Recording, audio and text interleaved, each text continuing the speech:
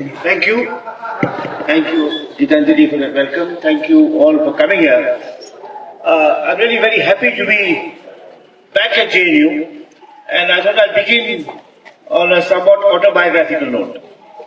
I was never formally a student of JNU. I was a student of the university in the other side of Delhi, the older university, Delhi University.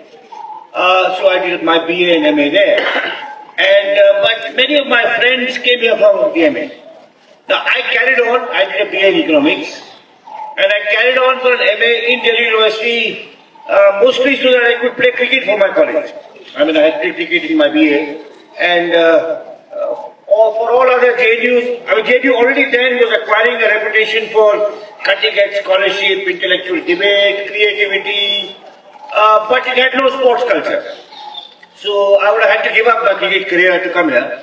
So I carried on for an MA, and in the course of my MA, I discovered an interest in sociology. I was a student of economics. And as you know, in the Indian university system, it's kind of a very conventional system where you can't shift subjects easily. So after my MA, I had to go somewhere else to do a PhD in sociology. And it was very difficult for me to get admission anywhere. And the only place that gave me admission, rather strangely, was the Indian Institute of Management in Calcutta, which had a small sociology program. And for whatever reason, they gave me admission. And I went there blind. And in a management institute, sociology was utterly marginal. You know, it was a discipline no one was interested in because it had no prestige, no money, and because people joined management institutes to become rich and to become wealthy, to do finance and marketing and operations research. And here I was a kind of misfit in the hostel because everyone else, you know, had a different kinds of ambition.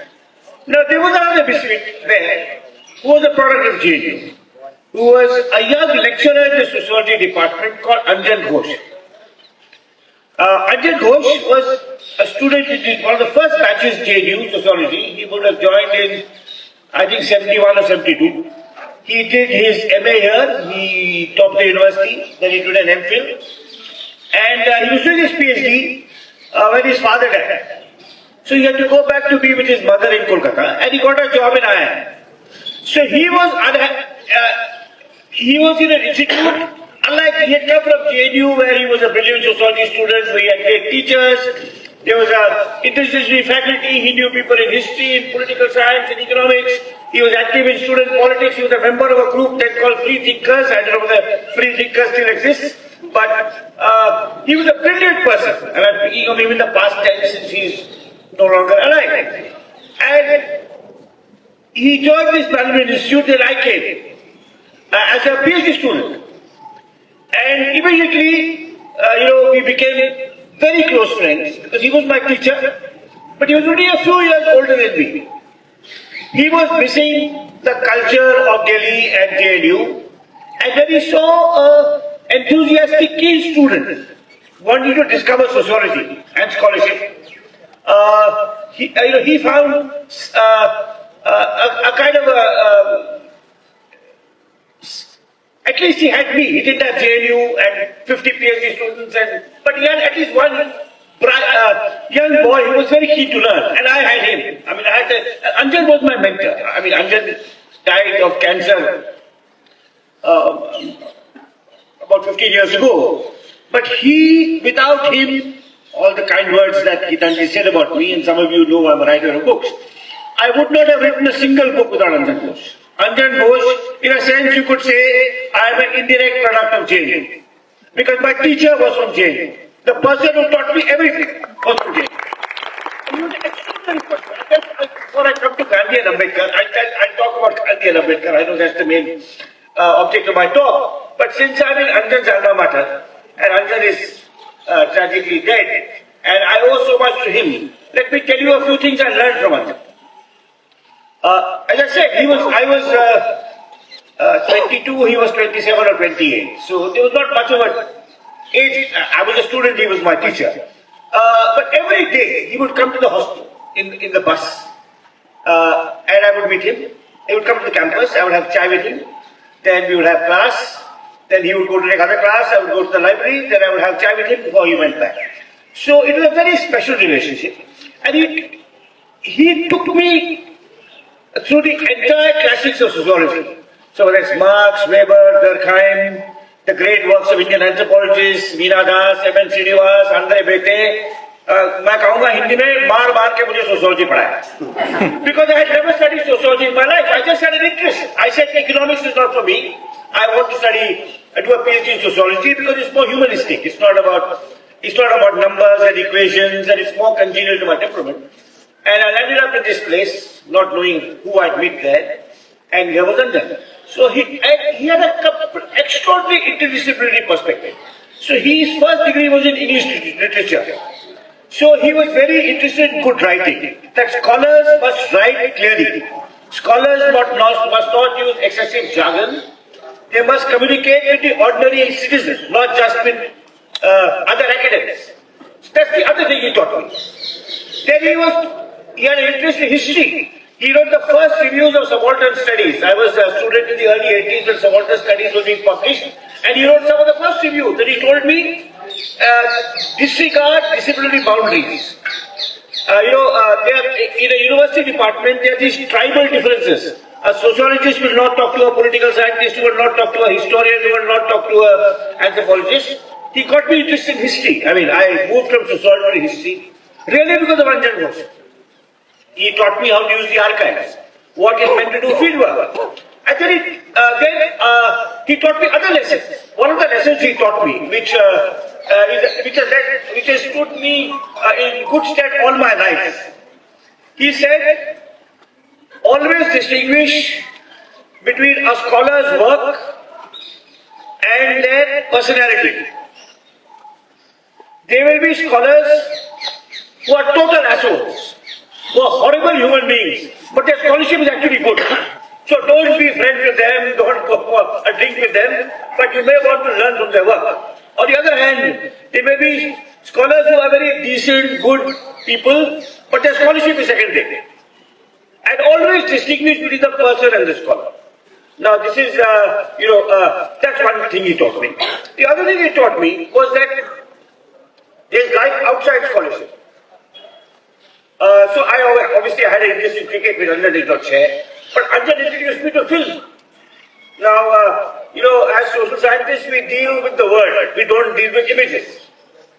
But the film is the great artistic invention, human invention of the 20th century, which includes the cinema, of course, and also the still photography. But earlier centuries had given us art, literature and music, but it's the 20th century that gave us the film. So Anjan made me a member of a film club, where we would go, and Calcutta had at least then a very interesting social culture. It was not like Delhi, which is, there's a Khan market gang, and then there are people who are, from a working class or subaltern background, and they never mix. Delhi has a very class-oriented society. Now, in Calcutta, a film club would have a university professor, a lawyer, a clerk, a trade union activist, all in that film club, watching, not just great Bengali filmmakers like Ray and Khattak and Sen, but also great European filmmakers, Godard, Truffaut, Kurosawa, the great Japanese master. Yes, Anjan opened the eyes to all of this, to the world outside scholarship, the world of film, and what great films can tell you about the human condition, about history, about sociology, about culture, about language, which you won't find in the library. So, I'm very happy I can speak a great deal more about Anjan. Sadly, he died of cancer. My next book is dedicated to Anjan. I already dedicated a book to Anjan 20 years ago when he was alive, and he saw that. My next book is a book about Gandhi and debates around Gandhi. And it is going to be dedicated to Anjan, because my first debates I had about Gandhi were with Anjan. Now, Anjan and I told you, I learned a great deal from him. And he was, as I said, without him, I would not be speaking in front of you here today. I would have not written a single book without this extraordinary product of JNU, Anjan Ghosh. However, we had our disagreements. disagreements was that he was a Marxist. And I was not anti-Marxist, but I was much more sympathetic to Gandhi. And in those days, the most savage criticisms of Gandhi came from the left. Now, this may surprise some of the young people here, because now the criticisms of Gandhi come from the right, from other. But in those days, it was the left that really detested Gandhi, the Marxist left. And above all, the Naxalite left. And Kolkata was very active, even then in the 80s, the Naxalites were very active. And in 1969, which is when Andar was a student, he attended, as he told me, as a young idealistic leftist, he attended the founding meeting of the CPI-ML in the Calcutta Maidan. Now, I really, as I said, little time for Marxism, but I was very interested in Gandhi. And the Naxalites, it is, if you look at the left wing, the Marxist critique of Gandhi is quite interesting. So the CPI and CPM were ambivalent about Gandhi. Saha kuch kiya, he mobilized people in the anti-imperial struggle, but ultimately he was a capitalist lackey. He was a Tory of Birla and Tata, he was a capitalist lackey. That was the kind of CPM position. The Naxalite position was, Gandhi was an active enemy of the revolution. And in 1969, which was the year the CPI, the Naxalites first formed a political party, was also the year of the Gandhi centenary. You remember? Now, one of the things the Naxalites did was as to show both their commitment to revolution and their hatred for what they called bourgeois politics. They would go around Bengal and Andhra and Bihar, wherever they were politically had some political influence, decapitating statues of Gandhi, beheading statues of Gandhi. And in one year alone, 1969, there were more than 250 beheadings of statues to show the hatred. Right. Now, so Arjun and I disagreed about this. Of course, he had mellowed his views, but when we were talking, one day I was telling him about how I felt Marxist and misinterpreted Gandhi. And he would really debate and discuss and open his mind. So, what Anjan of JNU taught me, as I said, one of the reasons I was very happy when I got the invitation from my friends here a couple of weeks ago to come and speak here, it so happened I'm in Delhi this week, so it was easy to arrange, was that I wanted to pay this tribute to how indirectly you could say I'm a student and product of JNU. My degrees are from somewhere else. Not probably, it's nowhere on my CV that JNU influenced me in any way. But I would not be here before you today. I would not have written a single book had I not been taught by one of the finest products of JNU. So thank you very much for. Now, let me come to the theme of my lecture. You've already heard the title. I've called it, Must We See Gandhi and Ambedkar as Rivals and Adversaries? And I'm going to start with Gandhi. I will not say much about Ambedkar, because I think, except to say this, that Ambedkar was a truly extraordinary figure, a person of many parts, a lawyer, an economist, a religious and social theorist, a Confucianist.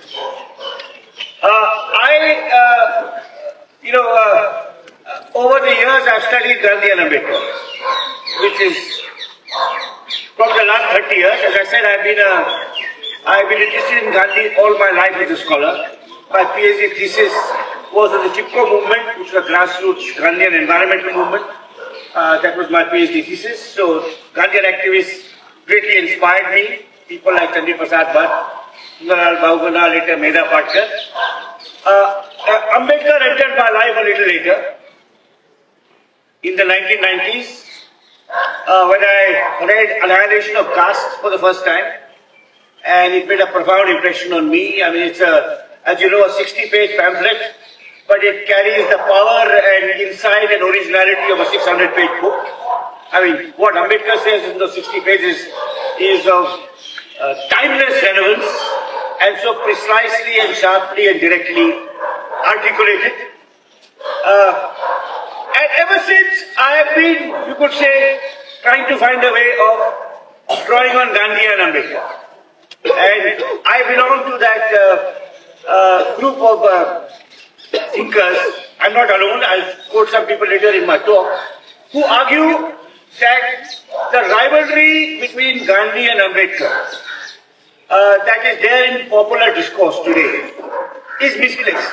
Of course, they disagreed in their lifetimes. You know, we know the debates about the Pune Pact and then about affirmative action, whether you have separate electorates or a joint electorate. We know that eventually Gandhi threatened to go fast unto death, and Ambedkar was felt coerced, and then the Pune Pact was signed, and then Ambedkar rejected the Pune Pact, started his own political party, and the independent Labour parties, and fought the elections of 1937 against the Congress.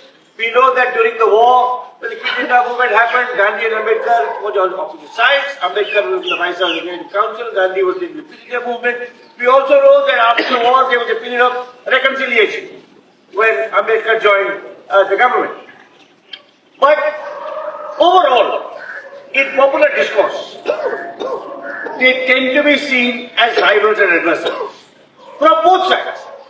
From the Gandhian side, the critique is that Ambedkar collaborated with the British. In fact, there were attacks on Ambedkar by some of Gandhi's followers, not by Gandhi himself. In fact, if you read Gandhi's writings on Ambedkar, they are marked by intellectual disagreement, and I come to some intellectual disagreements. So Gandhi disagreed with Ambedkar on a few things, but they are also marked by enormous personal regard. Gandhi says that the treatment that Ambedkar has, you know, when one of his colleagues says Ambedkar is using bitter and angry language about you and the Congress party, Gandhi says his language, he has suffered so much because of his status. It's a mark of his esteem that he does not break our heads. But they have these disagreements, so as I said, while Gandhi and Ambedkar were alive, and even after that, in the 50s and the 60s, when the Congress was in power all across India, in the center of the states, Ambedkar was a kind of marginal figure, except for the few years when he helped the drafting of the Constitution. He was regarded as being an unreliable patriot because he had, according to the Congress, he had collaborated with the British. So that was the kind of, when I was young, Ambedkar was not very visible in the nationalist consciousness.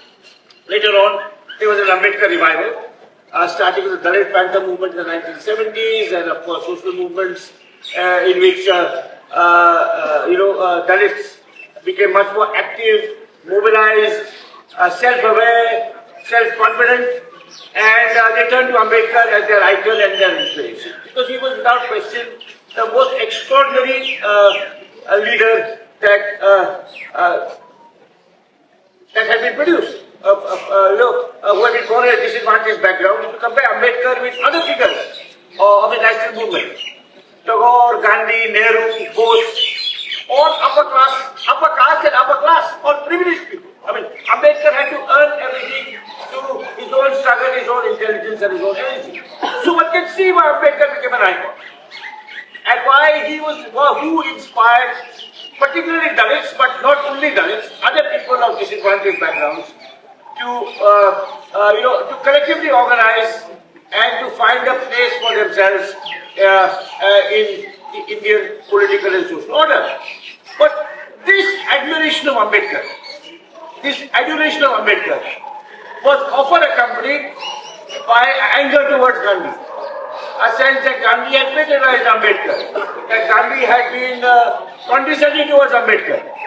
And sometimes, the hatred and anger towards Gandhi that some Dalit intellectuals and ideologues articulated was as intense as the hatred and anger that the Naxalites of my youth had articulated, and that now we see among some right-wing opponents of Gandhi. And it has always struck me that this polarization is problematic and unhelpful.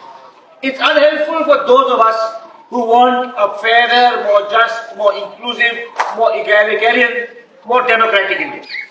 And in my...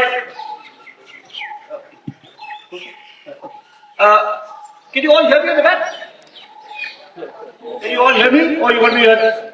It's okay? Can you? Yeah, okay. So I thought I've always wanted to, you could say, just as back in the 80s, I was trying to persuade my Marxist friends to pay more respect to Gandhi.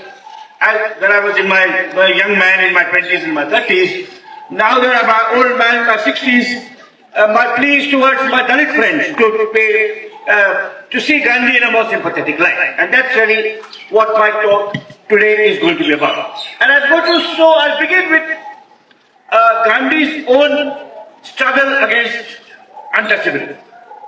And then I'll move from there. Died almost 70 years ago. Okay, so I'll tell you a little bit about Gandhi's life in South Africa first, and then I'll come to Gandhi's life in India. Now, I have written a 2-volume biography of Gandhi, Gandhi Before India, which deals with his years from 1869, his birth in upbringing in Gujarat, his education in London, and the 2 decades in South Africa. And the second volume, Gandhi, the Years That Changed the World, is about his years in India. Now, while Gandhi was in South Africa, there were 3, you could say, 3 or 4 core elements of his philosophy that he developed there, which he carried on to his work in India. The first was an absolute commitment to non-violence, that we will struggle against injustice, but we will not do it through the force of arms, because violence breeds more violence. So that is one aspect of what Gandhi was committed to. The second start is his absolute commitment to Hindu-Muslim harmony and to the belief that India is not a land of Hindus alone, nor is it a land of Hindus primarily, as some of his contemporaries believe, and as of course, as many people today think that India is essentially a Hindu Rashtra or should become a Hindu Rashtra. Now, if you look at Gandhi's life in South Africa, he is born, his first client is a Muslim. He goes there to settle a dispute between 2 Muslim businessmen. He stays in the home. He goes in 1893 and he spends the night in the home of Dada Abdullah. Now, this would be inconceivable in India at that time, that a Hindu would stay in a Muslim home or a Muslim would stay in a Hindu home. His first funder, when he starts his first organization, the Natal Indian Congress, the first person to give money is a Parsi called Rustamji. Then the struggle happens, and in that struggle, the most radical satyagrahi, the person who goes to jail repeatedly, is a Muslim called A.M. Kachalia. And incidentally, this is part of the long influence of Gandhi on the history of the world, not just of India. A.M. Kachalia's sons, long after Gandhi died and returned to India and died, A.M. Kachalia's sons were close colleagues of Nelson Mandela and the anti-apartheid struggle. 2 of Kachalia's sons, Yusuf and Maulvi Kachalia. All this is documented. So Gandhi, the commitment to non-violence, the commitment to Hindu-Muslim harmony, and thirdly, the commitment to the idea that India is a land not just of many religions, but of many languages. You know, Gandhi was a great writer in Gujarati, but he was not a Gujarati chauvinist. He did not believe Hindus are superior to Muslims, nor did he believe that Gujaratis are superior to other cultures in India. And some of his closest collaborators were Tamils, because the Tamil working class was abundantly represented in South Africa. And when Gandhi started his magazine, Indian Opinion, he started a weekly. He was also to promote his political cause, he started, as many activists do, he started a magazine called Indian Opinion. And Indian Opinion was printed in 4 languages: Hindi, English, Gujarati and Tamil. It may have been the first multilingual newspaper in the world. So, what Gandhi learned in South Africa was that India was a land of tremendous heterogeneity, of class, of language and of religion. And that is the lesson he brought back to India. When we came back to India to join the Congress party, he came committed to the idea that India must be inclusive, diverse and heterogeneous in terms of language and religion especially. And of course, that is what JNU is all about. And that is what India should be all about. However, there was a missing piece in Gandhi's political philosophy. Gandhi had also, by the way, and it should be, this is again not very well known. Already in South Africa, Gandhi had started to write about the rights of women. Non-violent satyagraha was actually influenced a fair amount by the suffragettes in England. Gandhi had gone to England in 1906 and 1909 and seen English women demand the vote, and we put their bodies forward in protest, but the police would beat them because English men did not want to give women the vote. In South Africa, several Indian women, including Kasturba, went to jail. Now we're talking about 1913.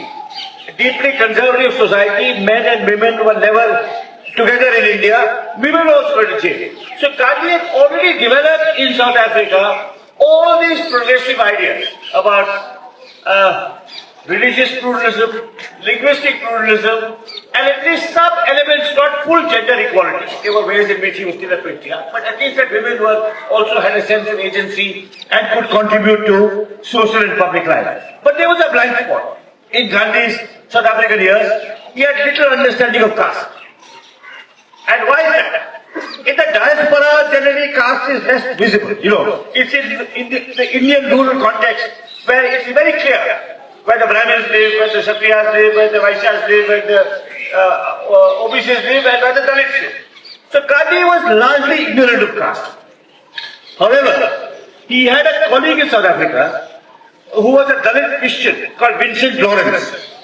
And when Gandhi left for India after 20 years in South Africa, there's a letter quoted in my book, one by Vincent Lawrence and one by another Dalit Christian called Lazarus, who wrote to Gandhi saying, when you go back and join the national movement in India, you will find that the Congress is dominated by Brahmins. It says it is fighting for independence and freedom for India, but you will find that it is really upper castes who are leading the fight for freedom, and what about those who are of disadvantaged caste backgrounds? So Gandhi's antenna goes up, because in South Africa he wasn't really very concerned with caste.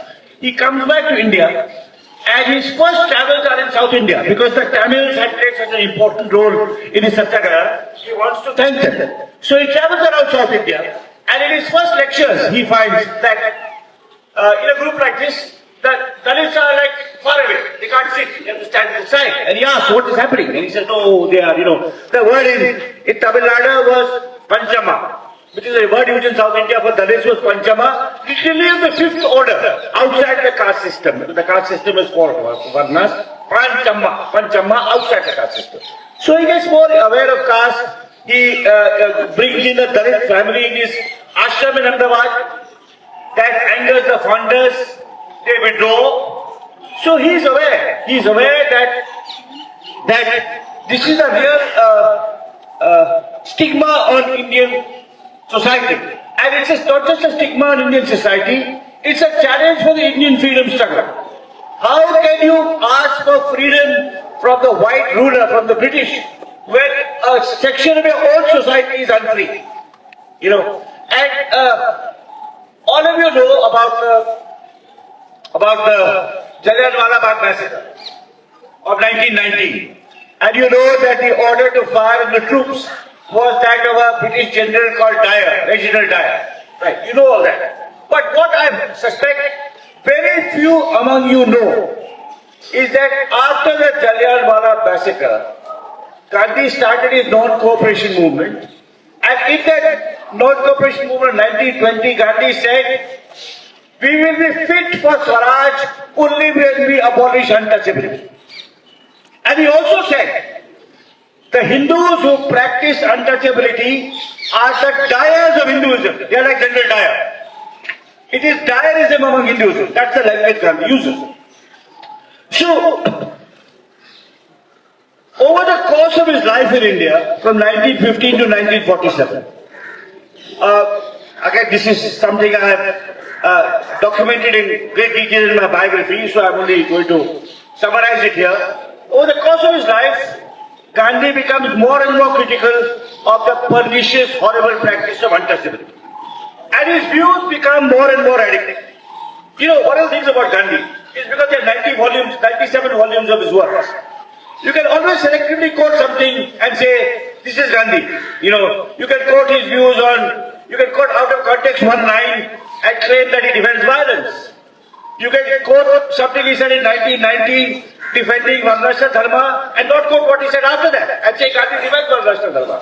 But actually, if you look at Gandhi's attitude towards caste and untouchability over the long period, you can clearly see that there's a gradual radicalization of his views. So, right from the beginning, he says untouchability is bad. Those who practice untouchability are the dyers of Hinduism. He said this in 1919. But he doesn't go beyond that. He does not advocate interdining and intermarriage. He says, okay, maybe there is some logic to Varnashra Dharma, but every caste is equal. It's not hierarchy. It's not Brahmins are superior to Kshatriyas, etc. It's a kind of a vertical order, and you practice your parent profession. And of course, untouchability is awful. It is like slavery. But you know, in your house, you don't have to practice interdining, intermixing. So the first step in Gandhi's views, which is from about 1915 when he comes back to 1924, is untouchability is bad and horrible, and Swaraj will only come when we abolish untouchability, but nothing else. The second step happens when he says we also must promote interdining and intermingling. You know, in the caste system, is defined by the whole idea of pollution. That a Brahmin cannot accept water or food from someone from a lower caste. So he says, no, in the ashram everyone will, people of all castes will eat, live together, do the chores of cooking, cleaning. And then he also starts advocating temple entry. That, you know, in temples, Dalits were not allowed at all. And Gandhi says there must be equality in the eyes of God. So every worshipper, just as in a mosque, every Muslim can go in regardless of caste, so there may be a gender distinction. In a church, every Christian can go in. In a temple, why should Dalits be kept out? So the second step in Gandhi's views is to say untouchability is of course bad, but there must also be bhayachari, that fraternization, intermixing of people with different castes. And then the third step is to advocate intermarriage as well. You know, the most radical step, which of course Ambedkar advocates in annihilation of caste, is intermarriage. Marry a boy of one caste marrying a girl of another caste. And in his own ashram, in Sevagram, Gandhi often himself presided over intercaste marriages, particularly between Dalits and Subarnas. So if you trace Gandhi's views over the course of his life, he is progressively becoming more radical. Now, he is becoming more radical partly because of Ambedkar's challenge, and partly because of the challenge of a very great Malayali social reformer, Narayana Guru, who actually Gandhi meets before he meets Ambedkar. Gandhi meets Narayana Guru in 1925 during the Vaikom Satyagraha, whose centenary we are now celebrating in this year. And there may be some people here from Kerala who know about Narayana Guru, who said who refused to distinguish between caste or religion. He said, one humanity, one caste, one God, one religion. So, and that is part of Gandhi's openness. That if he meets someone who takes him towards a more progressive, more inclusive, more egalitarian point of view, he's willing to listen to them and to learn from them. So it's from the women protesters in England, the suffragettes, that Gandhi learns about gender equality. And from Narayana Guru, and then from Ambedkar, Gandhi becomes more direct, more confrontational in his attitude towards caste. Now, why did Gandhi move slowly? Why did Gandhi in 1919 not say, I must promote intermarriage? You must understand that. It's because Gandhi was battling against the orthodoxy of Hinduism. The Shankaracharyas, the high priests of Hinduism, were all total defenders of the caste system and practitioners of untouchability. And they were horrified by Gandhi, who was not a Brahmin, who did not know Sanskrit. How dare he challenge our practice? How dare he say Hindus should oppose untouchability, whereas scriptures sanction untouchability? And who is he? He doesn't know Sanskrit, he is not a priest, he is not ordained. And the Shankaracharyas were the most hostile opponents of Gandhi. In 1933-34, Gandhi went on an all-India tour against the practice of untouchability. And on that tour, there were attacks on his life by right-wing Hindus associated with the Hindu massacre. So Gandhi, to understand why Gandhi was going incrementally in his stages, one aspect of that is, of course, Gandhi was fighting many battles. He was fighting the battle for political freedom. He was fighting the battle for non-violence. Battle is the wrong analogy. Gandhi was conducting many campaigns. There was a campaign for political freedom against European, to free India from European colonialism. There was a struggle for Hindu-Muslim harmony. There was a struggle for respect for states' rights and federalism and minority languages. There was a struggle for gender equality, and there was a struggle of untouchability. So, his campaign against untouchability was part of a larger campaign of struggles that he was conducting. So, Ambedkar thought he was not giving it enough attention. But the Shankaracharyas thought he was giving it too much attention. And even in the Congress party, no leader of the Congress party, except one or two, except Rajagopalachari of Tamil Nadu, supported Gandhi's campaign against untouchability. Nehru, Bose, Patel, you name Kiplani, Rajendra Prasad, you name all the icons of the freedom struggle. They said, why are you diverting your energies in asking for Dalits to enter temples, making Dalits part of your ashram community, calling upper caste Hindus the dyad of Hinduism? Let's fight for political freedom. That's the most important thing. So, the paradox of Gandhi's position was that the upper caste Hindus said, how dare you challenge our predecessors? So and they thought Gandhi was a dangerous radical. But on the other side, Ambedkar thought he was going too slow. He said, why is the Mahatma not more direct, more frontal, more thoroughgoing in his attack on untouchability? So that is why you see that Gandhi and Ambedkar, that is the, you could say that paradox of Gandhi's position. Now, of course, there were some differences between Gandhi and Ambedkar, and I'll come to them now. Essentially, there are three philosophical stroke ideological differences between Gandhi and Ambedkar where it comes to the question of the abolition of inequality within the caste system. The first difference has to do with their attitude towards Hinduism. Gandhi often called untouchability a sin, the practice of untouchability a sin. And he urged Hindus, his fellow Hindus, of purging themselves of this sin. And you could say Gandhi wanted to save Hinduism by eliminating untouchability. That was his hope and his ambition. On the other hand, Ambedkar felt there is no solace, no escape, no emancipation for the Dalit within the Hindu social order. That the Hindu social order is intrinsically exploitative and discriminatory. So the only hope for the Dalit is to leave Hinduism. And it's actually quite fascinating because Ambedkar decides in 1935 that I was born, he makes a famous statement, I was born a Hindu but I will not die a Hindu. But he only converts 21 years later. Now, just as Gandhi had many campaigns, Ambedkar also had many campaigns. And he considered many options. He briefly considered Sikhism, then Islam, then Christianity. And finally he settled on Buddhism. And it's a very open question. And of course, he converts on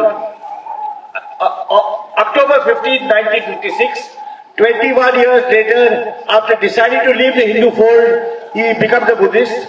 And tragically, he dies 6 weeks later of a heart attack. Now, if Ambedkar had converted in the 1930s, would there have been tens of millions of Dalit Buddhists? We don't know. Anyway, so that's what difference that's clearly there. That Gandhi held out the hope that Hindus could purge themselves of this sin, that Hindus could reform, Hindus could become more human, and actually realize what damage to their social structure, to their culture, to their religion, this practice of untouchability was doing. Whereas Ambedkar, having suffered discrimination himself, felt that the only hope for the Dalits was to go out. Okay, that's one difference. Second difference is to do with their perspective of economics. So Gandhi believed in a very centered economy. He felt, and actually some of Gandhi's ideas are very prophetic from an environmental point of view. He saw that the Western model of industrialization would destroy the earth. So he wanted to build India's economy on rural foundations. Whereas Ambedkar was a modernist who believed that you must have large industries, large cities. So there was a difference on economic model. The third difference was that Gandhi worked in the sphere of civil society. He wanted society to change. He wanted individuals to change.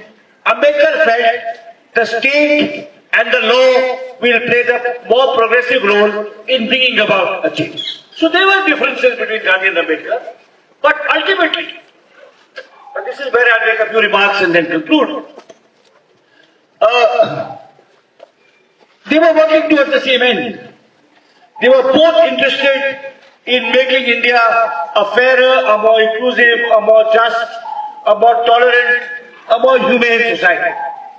And today, 70 years after their death, should we still see them as rivals and adversaries? Can't we see them as complementary? Ambedkar was the greatest of all Dalit leaders, but Gandhi did more than any other upper caste Hindu to attack and delegitimize untouchable. So today, those of us who are trying to build a fairer, a more just, a more inclusive India, can't we find ways of drawing from both of them?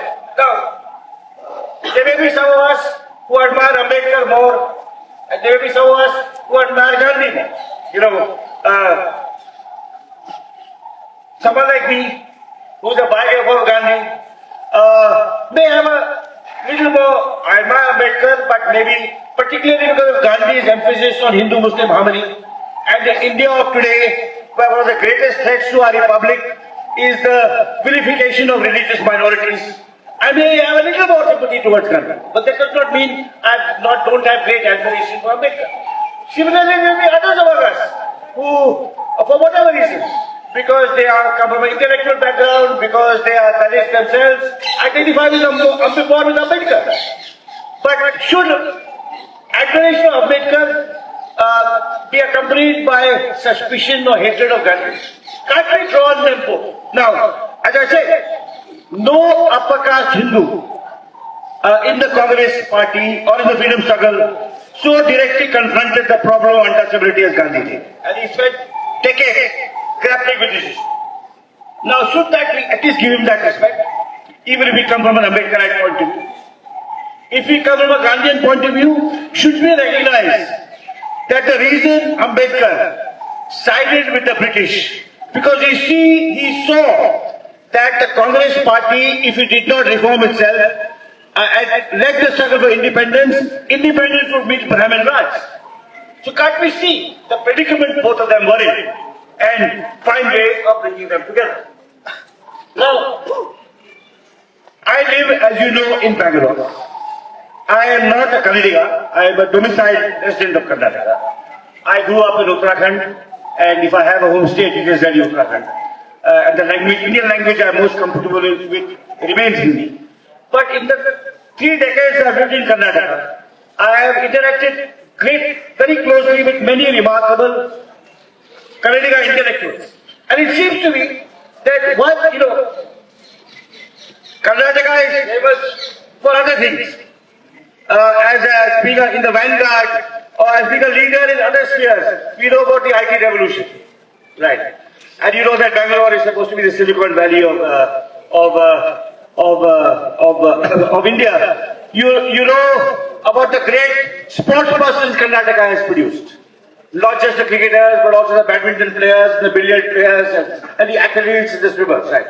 But one area in which Karnataka's preeminence is not recognized is the consistent argument of the Dalit Bahujan intellectuals of Karnataka, which I have only an argument which I am drawing upon and elaborating in my talk today. The Dalit Bahujan intellectuals of Karnataka have from the 1990s been arguing that we must draw on Ambedkar and Gandhi both. And the first intellectual who made this argument very persuasively, and I am going to quote from these intellectuals in the last part of my talk, was a very remarkable social theorist called D.R. Nagaraj, whom I was privileged to know, who, like my teacher Ranjan Ghosh, died young. He died in 1998, but not before publishing a book called The Flaming Feet, which is now available in a new English edition published by Permanent Black. It's a superb book on the Dalit movement in Karnataka. And in that book, Nagaraj argues that we have to bring Gandhi and Ambedkar together. He says, Ambedkar stood for self-respect, for the Dalits to have confidence in their own abilities, their own ideas, their own organizing capacities, as captured in his celebrated slogan, educate, organize, agitate. So self-respect was Ambedkar's part. Self-purification was Gandhi's part. Right, that upper caste Hindus had to purify themselves of this sin of untouchability. So the self-purification of Gandhi sought to make upper caste abandon their arrogance and contempt for those below them in the social hierarchy. The self-respect of Ambedkar was aimed at his fellow Dalits, urging them to claim rights of full and equal citizenship in the Indian Republic. Now, in his book published in the early 90s, The Flaming Feet, went on to say, it was Gandhi who first made the eradication of untouchability a central question in Indian politics, as early as 1919. And today, 100 years later, there is a need to achieve a synthesis of the legacies of Gandhi and Ambedkar. To build a more caring and just society, one needs to awaken the upper caste conscience and to consolidate the upper caste conscience for self-purification and the Dalit conscience for self-respect. So Gandhi and Ambedkar are complementary to one another. That is what D.R. Nagaraj said in the 1990s. Now, D.R. Nagaraj's arguments have been taken forward by his friend Devanur Mahadeva. Is there anyone here from Karnataka in this here? No, I don't see anyone. Yeah. So, you might know Devanur Mahadeva, great Dalit writer and intellectual of Mysore, novelist, short story writer, activist. And Devanur Mahadeva has consistently argued that we should not see Ambedkar and Gandhi as rivals. They are colleagues and co-workers. And I'm going to quote what Devanur Mahadeva said in an interview to the Indian Express some years ago. So these are his words. Originally said in Kannada but translated into English. I quote, Mahadeva said, Ambedkar had to awaken the sleeping Dalits and make the journey. Ambedkar had to awaken the sleeping Dalits. Gandhi had to make the effort of correcting and changing the views of those drowned in Hindu caste religion. When you see this, maybe Gandhi could not have traversed so far without Ambedkar. Similarly, without the liberal attitude created by Gandhi, maybe the cruel Savarna society may not have tolerated Ambedkar at all. So both the Savarnas had to change if India has to liberate itself from caste, and those foreigners have to do on Gandhi. In the fight for Dalit civil rights, Ambedkar is necessary. So Mahadeva says both should be brought together. One last quote from Mahadeva. He said, Gandhi called untouchability a sin. Ambedkar calls it a crime. Why are these opposites? Both are necessary. So that is Mahadeva. And I'm going to quote a last Dalit intellectual from Karnataka, Professor S. Narendra Kumar of Mysore University. Last year, I gave a talk on similar lines to a trade union group in Mysore. Similar to the talk I'm giving you today. And Professor S. Narendra Kumar, who is a Dalit intellectual of the university, was the commentator on my talk. And after I ended my talk, he said something absolutely fascinating. He said, what was Gandhi trying to do? He said Gandhi was trying to get upper caste Hindus to overcome their superiority complex, that we are superior to lower caste and untouchables. What was Gandhi trying to do? Get upper caste Hindus to overcome and transcend and conquer their superiority complex. What was Ambedkar trying to do? Trying to get Dalits to overcome and transcend the inferiority complex. That because they are born in a Dalit home, they are inferior to upper caste. So these are beautifully complementary. In a sense, I thought that's a perfect way of encapsulating my own arguments. And that is why, in the ongoing struggle against caste discrimination, it's an ongoing struggle. We still have a long road to travel, and we needed, and we still need Ambedkar and Gandhi both. Thank you very much. Thank you, sir, for such a thorough and valuable discussion. Now I would like to give the mic to the audience. The discussion is open for question and answer session.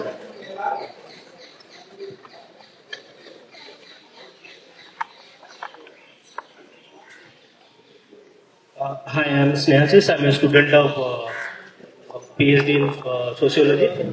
I want to say that for a major part, I disagree with your lecture, and this is bridging borders. This lecture is called Bridging Borders between Gandhi and Ambedkar, but I think this is less. It's the platform, but your question was: is Gandhi and Ambedkar rivals, adversaries, or complementary? And the whole lecture was mostly obsessively cleansing the image of Gandhi and less about Ambedkar. Very total less about Ambedkar. And please let me complete in 2-3 points how it is. You said we see Gandhi without context, many of us, that we put Gandhi's quote from 1919 and without context. I think you are also seeing Gandhi without context. How you are putting Gandhi outside the context of his time, that Phule, Periyar, Ambedkar, Bhima Bhoi, and many other anti-caste revolutionaries of his time. You only quoted two. One is Narayan Guru and Ambedkar. But the context is much more bigger. Then why Gandhi is late is cannot be justified why Gandhi was only fighting the Hindus of his time, the Shankaracharya and all. But the others who were fighting, like Periyar, like Phule, like Bhima Bhoi in Odisha. So this is something out of context. Here I want to quote Ambedkar, that Ambedkar says people go to Gandhi as devotee, see him as Mahatma, but I see him as a naked man. And that's exactly how I understand Gandhi more than anyone else do. And I think that's also a problem with Gandhian scholars. They have obsessed with Gandhi to cleanse his image. They only see him, go to him as devotees, and that's exactly how they cannot see how the whole radical anti-caste movement that was flourishing in Maharashtra, Tamil Nadu, Odisha and everywhere else, at the time when Gandhi was still conservative. And second, and by this obsession, Gandhian scholars also perpetuate many misinformations. Such as you, when you wrote in 2004 in Reforming the Hindus, you wrote apparently Gandhi recommended Ambedkar's name to the Constituent Assembly. Apparently, you are a historian, how it is apparently? Because because the evidences that we have found from medieval Ambedkar's letter to Ambedkar, it is the Irish constitution maker Mr. Valar who has recommended, not Gandhi. And the last thing, you were speaking about how Gandhi was challenging conservative Hinduism, how Gandhi hoped Hindus could be more human, but at the same time, in a recent social media post, you wrote about how Hinduism was non-aggressive and Hindus learned aggressiveness from the Abrahamic religions. It was a recent social media post. I can produce evidences. But then at the same time was saying it is very much contradictory. Because look at Manusmriti, yes. It is Manusmriti and all that asks to pour the boiling oil in the ears of untouchables. So Hinduism was never aggressive, never there was an heretic or blasphemy. So it was always there. So please, I think we should reflect about how the breaching, the question beyond rivals and adversaries, there is an intellectual dishonesty that also with us, the current scholars, that we do not see that what Ambedkar is trying to articulate in 1955 back then.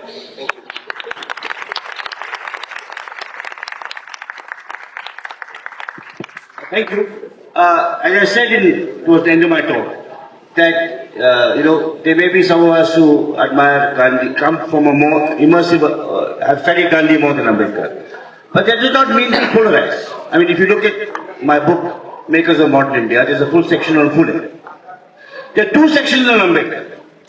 My first articles on Ambedkar go back to 1996, and the first time I wrote on Ambedkar was to take apart Arun Shoury's pernicious book on Ambedkar. I don't want to, so I think you are welcome to quote a few things from me here and there. Read my whole work and you will see that I've said many critical things about Gandhi too. And I also said in my talk, among the reasons I think Gandhi is so important today is because one of the major challenges facing this country is the question of Hindu-Muslim harmony and the stigmatization of minorities. But yet I would refuse to yield I refuse to say I cannot admire Ambedkar at the same time. I know that there are people, just as in a different context, have talked about how Nehru and Patel actually worked together, and there are many forces that would like us to see them as rivals and adversaries. I think if you read the corpus of my work, you will see a great deal about Phule, you will see stuff about other Dalit activists and reformers. If you read my book, Column of Foreign Field, and you see my description of the struggles of the Palwankar brothers. So it's not as if, if you look at that, I would say that it's a complete misrepresentation of my writings to see me as an apologist for Gandhi and as someone wanting to put down. But forget me. Please read D.R. Nagaraj's work and Devanur Mahadeva's work and make up. And my name is Victoria. I am a PhD scholar in CPS theory. My question to you is, what do you think about the Gandhi thing? Using a bit of heritage for because it's not a widely accepted and similarly Divyang is today for person with disability. We do not. What do you think about that? That's a very good point. I have written about the second volume of Gandhi biography. That it was unfortunate usage of Harijan. And at that time, actually Rajagopalachari, who was the only other person, again, in answer to the question that came earlier, Gandhi must be judged against other people in the Congress party. Obviously there's Phule and others who preceded. Rajagopalachari was the only other major Congress leader who recognized the challenge of untouchability. And there's a speech he gave after the roundtable conference where he said Ambedkar's challenge to Gandhi is much more important than the British challenge. And when Gandhi started the Harijan Sevak Sangh, Raja Gopalachari wrote to Gandhi a letter saying this is a problematic name for an organization aiming to eradicate untouchability. Call it the Anti-Untouchability League. And that so happens that there was already an organization called the Anti-Untouchability League, which had been formed by B.R. Shinde, who was an caste activist of Maharashtra in the pre-Ambedkar, pre-Ambedkar time. But absolutely, I mean, it's absolutely necessary that the usage of Harijan had to give way to Dalits. It's a product of its time. If you look at, Ambedkar, if you look at African American, how Negro gave way to black and to African American. So Harijan, they had really a patronizing element to it. Maybe Gandhi did not recognize it. Rajagopalachari told him, anti-untouchability league would be a much more direct rather than Harijan Sevak Sangh. But for whatever sentimental reasons, partly because, Naseem Mehta, who was a great Gujarati Bhakti poet, had contributed. But you're right, that this issue, and it's absolutely, that the term Dalit is now much more widely accepted than Harijan is, I think, only fair and fair.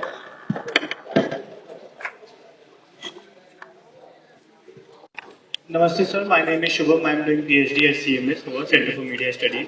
Sir, there was another Brahmin, upper class Brahmin at the time of Gandhi, was contemporary of Gandhi, who shared a similar disdain as Gandhi about untouchability, and he is regarded also as someone who opened the first temple for untouchables, Savarkar. So I don't have any question, I just want to know his view through the Gandhian lens, sir.